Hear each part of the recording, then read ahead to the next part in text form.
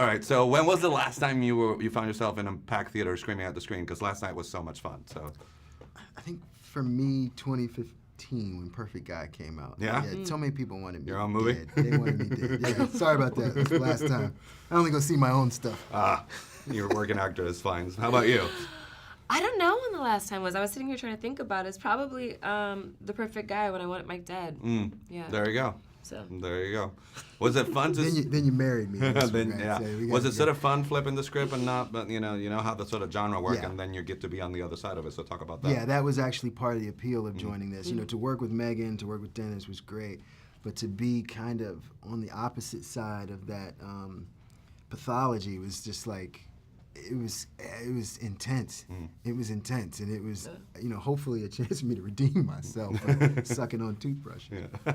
So one of the things that it's always kind of funny when people watch these sort of movies, they're very judgmental about the characters' choices, and then in real life, when you find yourself in a situation, you're kind of like, this, I would get killed too, or do. So how is just saying that? Yeah, I know. Just go off to investigate a noise or something. But how is it sort of playing that to make it truthful and not sort of sacrifice the integrity of your characters when you know you're sort of doing it for the audience's sake? Was that a challenge for you guys? To me, in the beginning, it was a little bit, because I was like, well, I don't feel like she would be doing this, or like people are gonna be like, well, why, And when Dion was like, no, but this is that moment that I want people to go like, no, girl, don't do it. He designed it literally that way. As he was directing it, he's an audience member saying, these are the moments.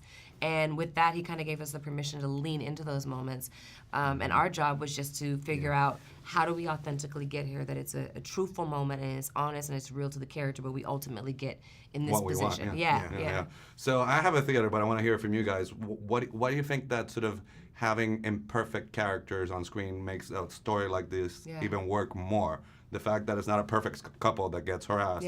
They have their own thing and their own conflict. So. Right, because there's no such thing as a perfect couple, Yeah. right? Like, every couple has its issues, every couple has its drama, every couple can love each other differently. It is what it is. But I think that's what makes Scott and Annie relatable. I think it makes you root for them, because at the end of the day, you see their version of happiness, and you want them to maintain that.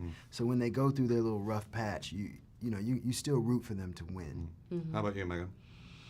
Empathy is not a bad thing, but it's a fine line. You know what I mean? The fact that she's empathetic, it puts her in trouble.